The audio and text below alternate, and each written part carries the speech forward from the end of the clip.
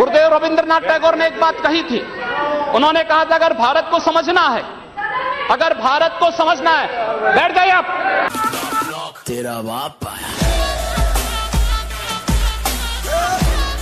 सामने कोई मानव होगा तो उस मानव को आप ये मान सकते हैं कि आपने एक थप्पड़ मारा, आप दूसरा थप्पड़ भी सहन कर सकते हैं। लेकिन अगर सामने दानव है तो अगर मारना एक हाथ से मारता है, दूसरा हाथ से उसका जवाब भी दीजिए। मैं एक सन्यासी हूँ। अगर हमें शास्त्र का प्रशिक्षण दिया गया तो शास्त्र के साथ साथ शस्त्र का भी। अगर हमारे हाथ में एक हाथ में माला है तो दूसरे हाथ में हम भाला लेकर के भी चलते हैं।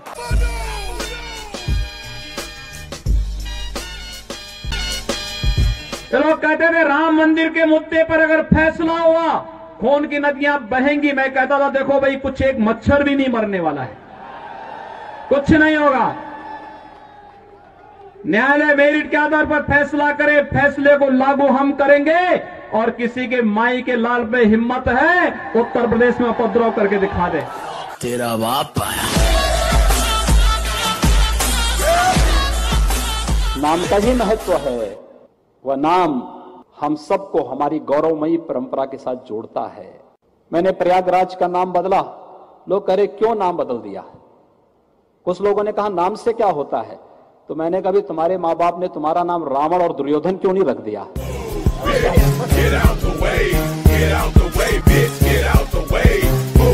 इनकी सरकारें उत्तर प्रदेश में रही हैं। इन्होंने कावड़ यात्रा उत्तर प्रदेश के अंदर बंद कर दी थी, नहीं चलने देते थे, प्रतिबंध लगा दिया। डीजे नहीं बजेगा, संग नहीं बजेगा, घंट नहीं बजेगा, घड़ियाल नहीं बजेगा, पंडाल नहीं लगेंगे।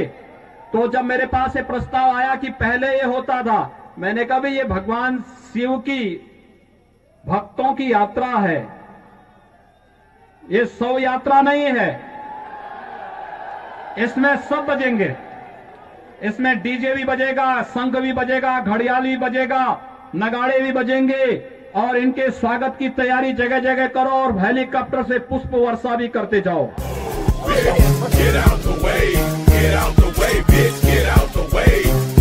महाबंदी के नाम पर पूरे देश को आगजनी की चपेट में झोंकने का प्रयास किया है। यह अस्वीकार्य है और उत्तर प्रदेश में इस प्रकार के तत्वों के साथ हम सख्ती से निपटेंगे। इस हिंसा में लिप्त प्रत्येक तत्व की प्रॉपर्टी को जब्त करेंगे और उस जब्त से सार्वजनिक संपत्ति को हुए नुकसान या कहीं पर पब्लिक प्रॉपर्टी को जो डैमेज किया गया है, इसकी भरपाई भी हम उन सभी उपद्रवियों से करेंगे, क्योंकि वे सब चिन्हित चेहरे हैं।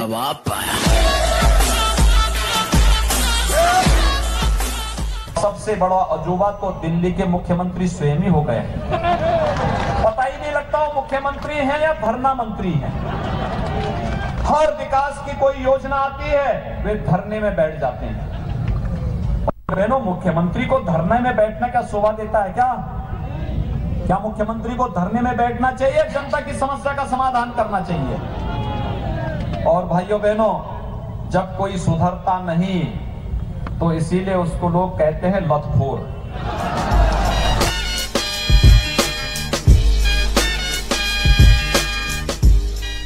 ये जो आप आए थे जब शुरू में, तो आपके भाषणों में होता था भय मुक्त, भ्रष्टाचार मुक्त, अपराध मुक्त। ये आप इनकाउंटर पर इनकाउंटर किए जा रहे हैं। नहीं, आपको लगता नहीं कि भय मुक्त वातावरण पैदा हो रहा है? तो फिर रोज अपराध और घटनाएं तो नहीं कम हुई? घटनाएं तो समाज है तो कुछ तो होंगी। और मैं ये जानना चाहता हूं कि जब कानून, आप खुद कहते हैं कि कानून के दायरे में, तो ठीक है, अभियोजन होगा, उसके खिलाफ मुकदमा चलेगा, गवाह आप लाएं, उसको जेल भिजवा दें। ये क्यों कि भाई नहीं, ये कौन सी बात है कि अपराधी गोली चलाएं और हम पुलिस वाले से कहें कि भाई तुम अपने हाथ बांधे रहो? नहीं, मैंने ये नहीं और कहा। जब गोली चल जाए तो उसके बाद जो है तब जाके तुम गोली चलाना? नहीं, मैंने ये नहीं कहा। कौन सी बात हुई? नहीं, अगर सामने से गोली चल रही है तो पुलिस को पूरा अधिकार है कि गोली का जवाब वो गोली से दे।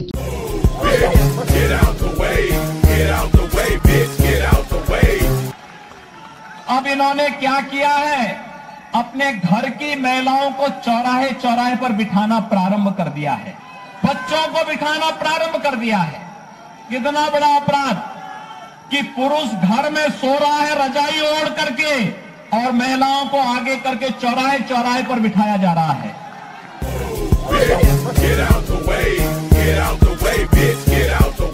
दूसरा, उन चेहरों को चिन्हित करो कौन समाज में ऐसे नकारात्मक तत्व हैं, सुधरेंगे अच्छी बात है, और नहीं सुधरेंगे तो स्वाभाविक रूप से उनको जहां की यात्रा करनी होगी वहां की यात्रा भी करनी। तेरा बाप आया।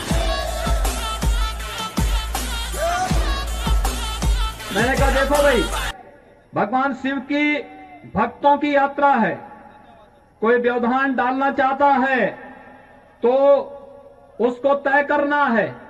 अगर वो व्यवधान डालेगा हम उसको गोली से समझाएंगे, व्यवधान डाल करके दंगा कराएगा तो गोली उसको समझा देगी।